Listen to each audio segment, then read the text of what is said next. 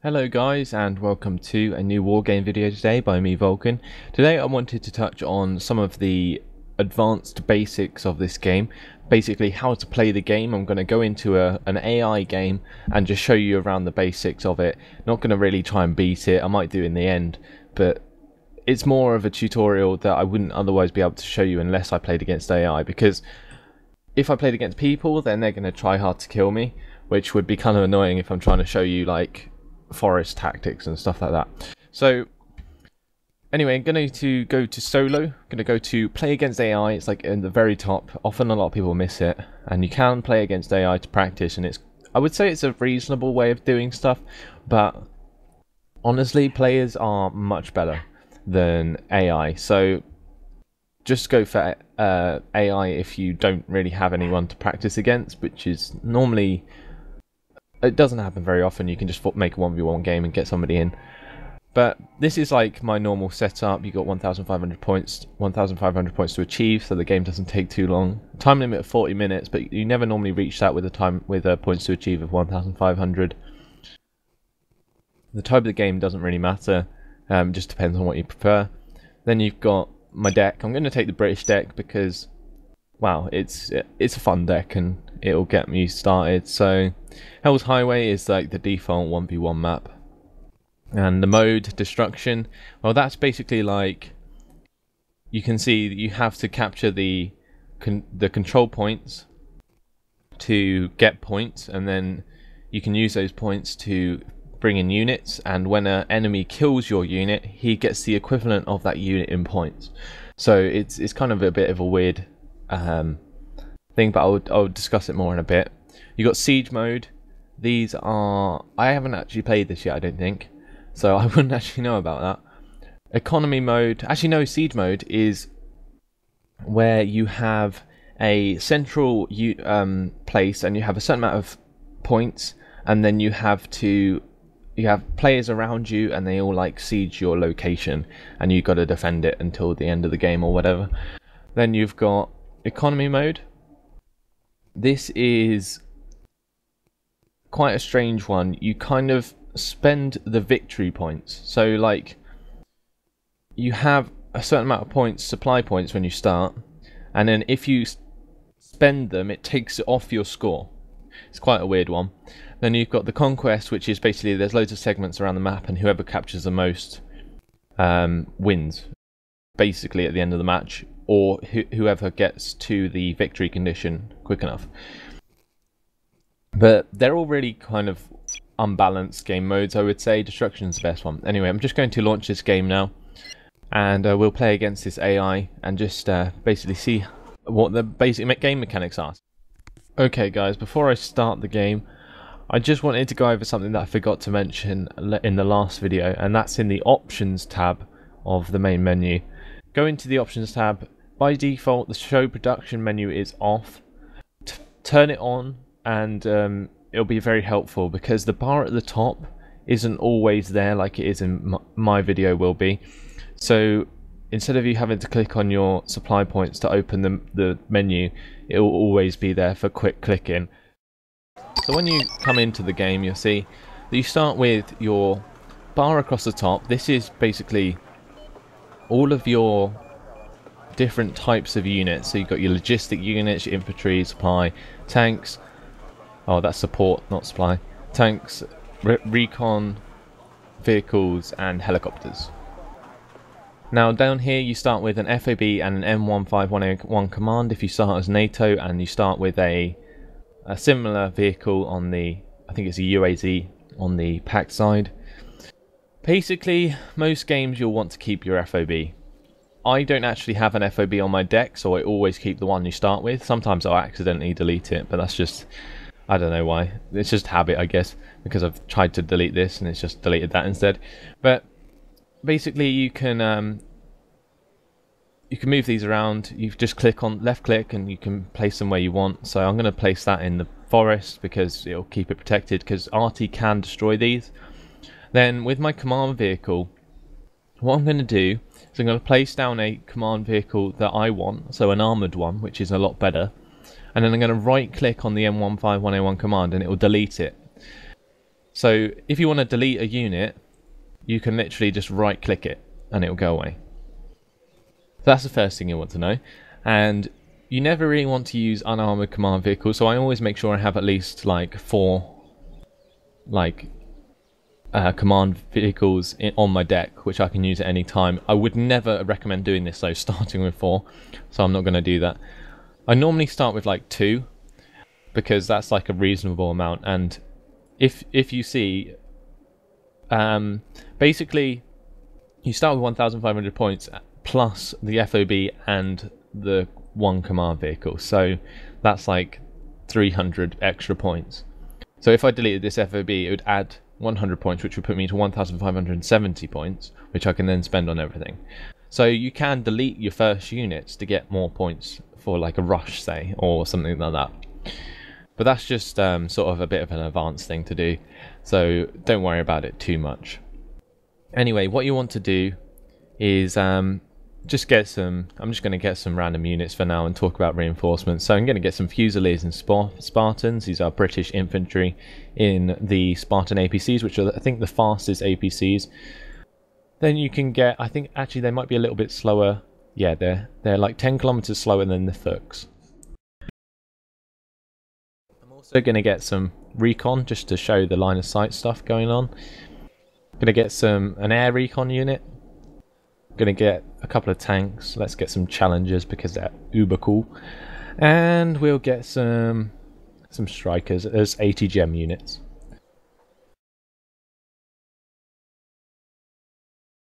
Okay, so I'll also want to get a couple of cannons because I'm going to show you a cool little strategy to start off with.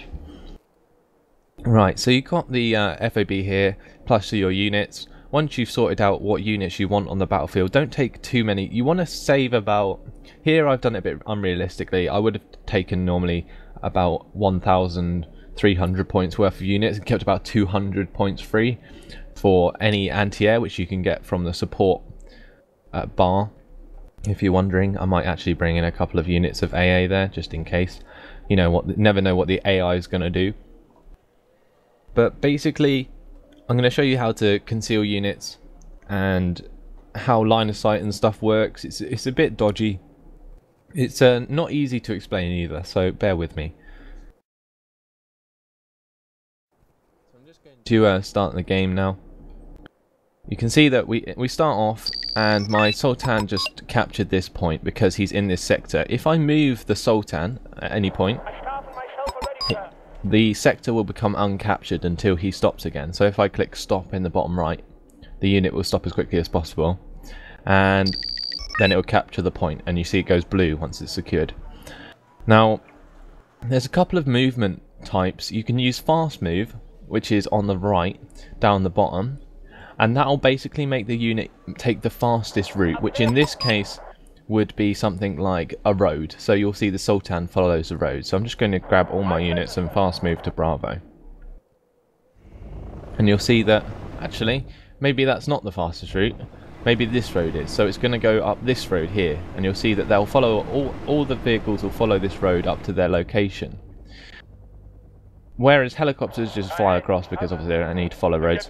But I'm going to move my Gazelle up to their base basically by right clicking there, and I'll show you about the line of sight there.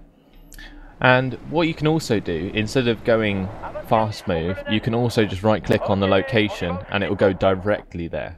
Now this can be a lot slower, like this VOB driving through forest is going to go really slow because it uses wheels. If you use a tracked unit through forest, it will do a lot better than a wheeled unit through forest and dirt. See, here you can see it got one of the modifiers which is stuck in the mud. I'm not going to go through all of them because there is a lot of them. I would recommend going to the wiki for that. But basically stuck in the mud disables your vehicle for a certain amount of time. Here you can see that my Gazelle has spotted the BRDM, and I could just send in these Gazelles to go and finish it, which I might do just for the lols. But here you can see how my Gazelle works. He's basically gone down now because I haven't kept him over bushes. If you use a recon helicopter, make sure you always keep him over like hedges and stuff, otherwise he'll try to lower his altitude like this. Whereas if you keep him over a forest, then he'll stay high, because if he lowered, then he would crash into the floor, basically. So here comes the AI with their own helicopter. But I've got a couple of Gazelle cannons which lost sight on the CPC, so they didn't go and destroy that. And instead they're going to go and attack this MI2 urn, which is going to attack them back. But the Gazelle cannons, if you bring them in with a Gazelle AH1, you can use the line of sight, which is, I would say, about a radius like this large, as long as you're in line of sight, which is like not behind any forests and stuff. And you should be able to kill stuff. So here you can see I've already taken down their recon unit, and they are well, the AI is not exactly holding back, so I'm going to have to take them back a little bit. I'm going to just leave my Gazelle recon here while my Gazelle cannons go in and destroy that unarmoured command vehicle. You'll see how quickly it dies once my Gazelle cannons get on target. There we go, it's dead already. And that can happen very easily to anyone who forgets to use armoured command vehicles, especially without AA. You can see there that the AI actually left their command vehicle without AA, so that's what caused them to die. And here he's just sending T-55s at me. You can see that the AI isn't very intelligent at all in this game, especially on the easy level. So, but he has reacted. He has brought in MI2 ERP salamanders, or salamandras, which are anti-air helicopters. So I'm going to draw them back, just so that my recon doesn't get shot down. But basically, there's no like specific modifier for the recon. You can't. There's no like radius that it gives you that shows you how far the line of sight is. It basically works from exceptional, which is like what this is, to good and bad or whatever. So here you can see, now I've got my sight back, you can see this guy has very good optics. Now that's your recon. So these are the stats at the bottom where it says specifications. The very good optics part is the recon element of it.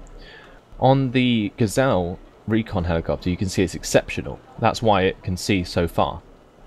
Whereas on this AMX-10RC, for instance, it's very good, so it won't be able to see as far as that helicopter, because, and also the helicopter has the advantage of taking things out of its line of sight, like for instance the forests and stuff, because it's in the air. Whereas a ground recon will suffer from having to see past forests and stuff, which can be quite annoying sometimes. I'm just going to move these guys into defensive positions just in case the AI decides to attack me for lols. So yeah, basically what I'm doing is I'm concealing my units in the forests here.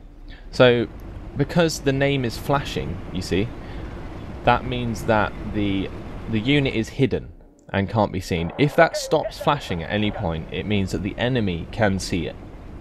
Now in the middle of a forest, it's unlikely that anything will see it unless it's right next to it.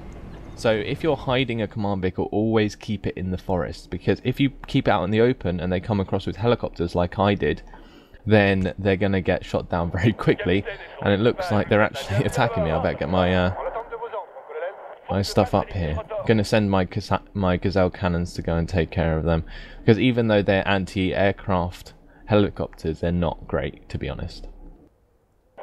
And now my cannons are actually vetted as well, since they destroyed a recon unit. You can see these guys are actually retreating cleverly, which is kind of weird. I've never seen an AI like be this intelligent before. He's like, oh dear, I'm losing, I better pull back. But he is letting his salamanders get on target. I don't know if he's going to let them fire. Keeps giving them a move order. Ah, there we go. They started to fire now.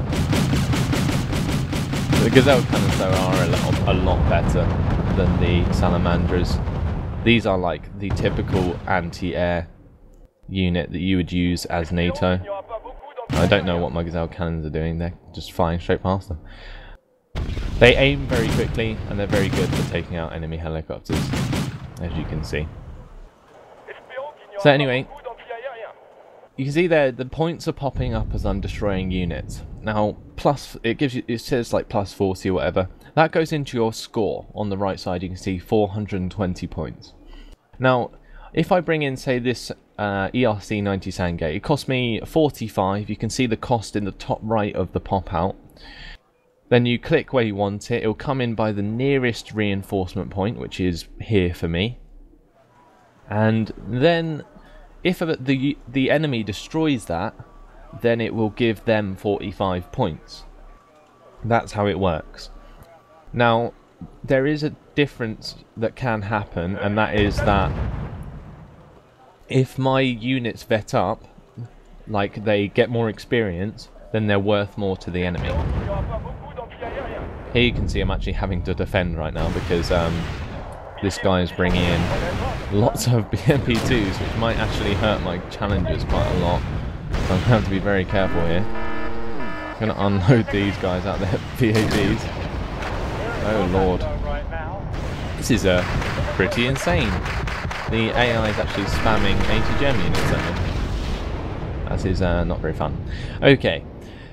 Anyway, you can see here he's just like literally spammed VMTs at me. And now he's firing like his 80 gems at my Spartans, which are worth a lot less than my Challenger tank, which is a good thing. My strikers are getting into position so that they can fire back at these BMP2s here. You see these guys have really inaccurate 80 gems, but if they hit, they're like pretty much one-shot kill. You can see that missile that went all the way around. If a missile looks like it's going to miss, it won't always necessarily miss. Sometimes they can just veer back on target and hit the target. But it really does depend with inaccurate 80 gems. They are generally inaccurate. You can see here these guys actually have 40 ammo. You can see that at the bottom of the screen. It will say they've got 26 missiles left out of 40 or whatever. Here you can see that they've actually managed to destroy my Spartans because I forgot to pull them out as I was explaining to you guys. But here you can see the strikers have actually destroyed a couple of the BMPs and routed. Now that's another thing I should probably mention. On the bottom, when you've selected a unit, it will give you a word underneath their health. Now these bars at the bottom, these white bars, are the health of the unit. Then the one below it where it says calm, that is the unit sort of morale. Now the morale system in this works by if units around it are being destroyed, then it will slowly decrease, and it goes from calm to panicked calm to worried to panicked. And worried and panicked will decrease their reload speed and their ability to move and fire at the same time. So basically, if something's panicked, then it will be worse than if it's calm. That's basically the gist of it. Also, if they're panicked, they have a chance to rout, which you can see is what's happening here, and they will literally run the opposite direction from the enemy until they stop routing. Now a good way to stop units like that from routing is to use supply vehicles. So say if I bring in a Chinook now to my strikers because they are running low on missiles, you'll see, well, they don't necessarily gain a morale bonus, it just sort of helps them become less, like if it heals them, then it will remove some of the panicked trait. So that will help in general. So you can see these BMP2s are damaged, and that's also contributing to the fact that they're panicked. So yeah, we're doing pretty well here. My strikers have actually done very well against this AI. I'm actually winning by 875 points at the moment to 217 against this AI. It's not something to be proud of, but it's just weird because I'm not even trying. He's just pushing units towards my defences, and yeah, that's how it's going to probably end. So anyway, yeah, that's the sort of most of the basics there. So you've got put the command vehicle in forest for cover. You can also hide infantry. I'll just show you this. You can also hide infantry in buildings like these. So you can see when you use your cursor, if it goes orange, that means you can hide the unit there. Now big units, like for instance challengers, might not necessarily be able to hide in a hedge. So even though this thing pops up, it might not be able to hide there. So I'm just going to bring in a couple to replace that guy while I'm demonstrating with him. So he's going to whiz off to this hedge here. It's quite a slow tank, so bear with me. The Chinook's run out of supply, resupplying the strikers. You can see the Challenger will get to this hedge and won't necessarily be hidden. Now the reason it's hidden at the moment is because there's no enemies around. But if an enemy recon saw that, it would be a lot more likely to see it in a hedge than it would be in a forest or a tree line. Now these are tree lines, these are forests, and these are hedges. And then these are sort of, I don't know what you'd call these, I don't know, light forest. And units can be hidden in these, like you can see there my APC with my anti-aircraft infantry is hidden in this little group, in this little grass here around villages. Now these are often around villages and can be used to hide units. But you can also hide units like that. If I bring it out into the open, it will stop flashing. So when it goes onto the road, it's going to have to go around this here. You can see the name stopped flashing, and then it's going to go into a building. And as soon as it goes into this building, it will start flashing again. And buildings give infantry a massive defensive bonus, and that can help them loads. So anyway, over here, meanwhile, my supply vehicle landed by these strikers, and because the strikers were low on ammo, it used up this bar at the top of the Chinook to basically give them ammo. And if I click on it, at the bottom you can see a little spanner and hammer next to 0 out of 1,500, and that means that there's 0 supply left out of 1,500 in that Chinook. So what I'm going to do now is send it back to my FOB, which has actually been captured by the enemy. Okay, that's a bit unfortunate. Okay, I'll just bring in another one. Anyway, I would normally take it back to my FOB, but I left it undefended, like I was really stupid. But basically that means because I've left it undefended, that the enemy has driven to my FOB, and then because I had no defensive units in its area, they captured it. That's basically what's happened there. Now here you can see a full Chinook, and you can see the bar's completely yellow, and that he's got 1,500 out of 1,500 supply. I think it's actually called something else, but I always call it supply because it's just easier. And the normal, I think it's actually fuel, but it kind of doesn't make sense if you're giving like units ammo. It's not really fuel, is it?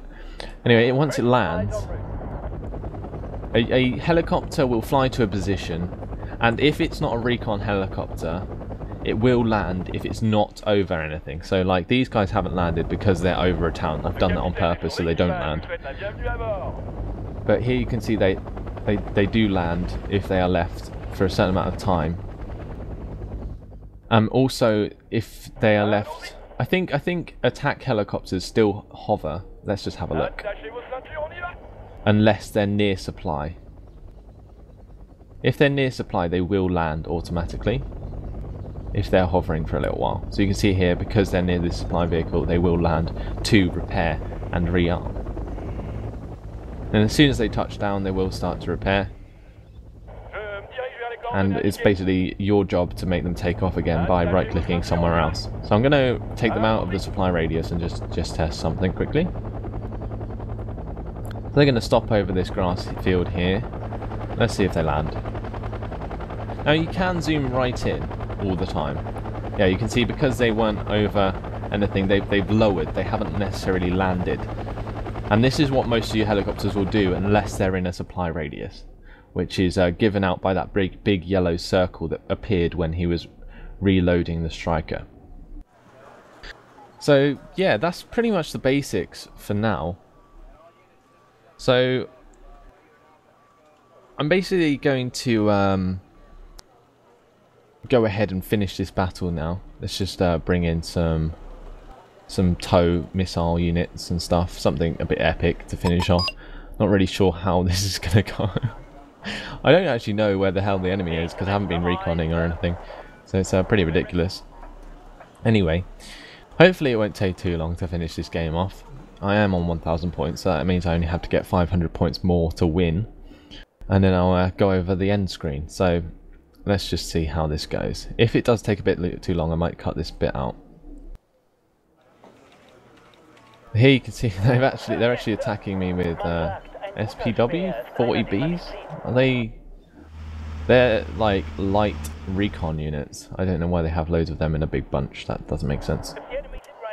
Okay. Don't do that ever.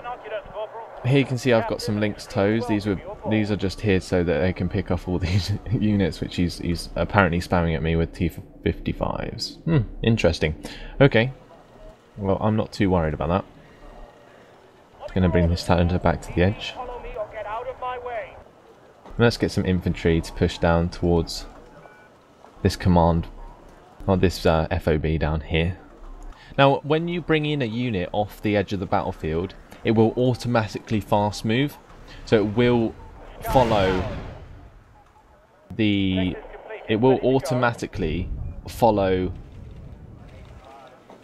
the road or the fastest route. So in this case, for the Spartans, because they're fast vehicles, they'll just move across the open ground until they hit this road here.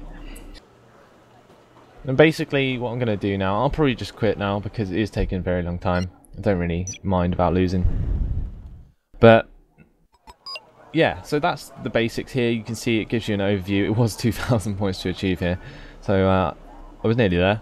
But yeah, that gives you the overview. At the end of the game, it'll give you the details of the match. It will tell you how many points they won by. In this case, he won by 2,140 points because that was the value of all my units once the game ended. And yeah, it'll tell you all the kills of your units, which units did the best, and so on. And then you can just exit, and it'll go back to the main menu. So that was a advanced tutorial on the gameplay mechanics. I hope that's helped a lot of you to get to grips with the start of the game. If there's any other questions you have, leave them in the comments. I'll answer them as quickly as I can because I answer every comment. And yeah, hope you've enjoyed it. Thanks for watching, and I'll see you in the next video. Goodbye.